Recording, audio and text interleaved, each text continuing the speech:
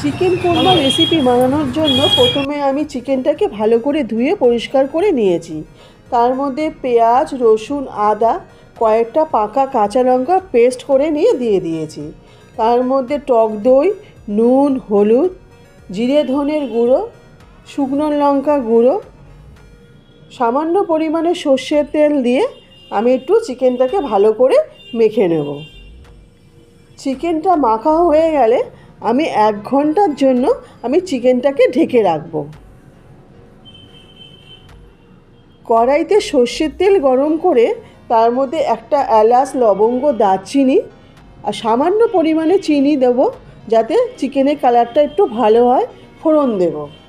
2টো medium সাইজের পেঁয়াজ আমি কেটে রেখেছিলাম, সেই পেঁয়াজের কুচিটা আমি একটু হালকা বাদামি কালারে ভেজে নেব।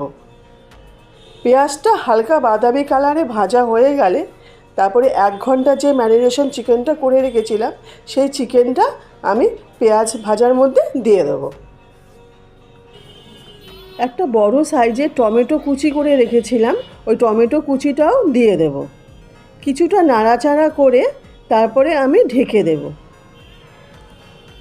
এখানে আমি গ্যাসের ফ্লেমটা একদম লো করে রাখবো।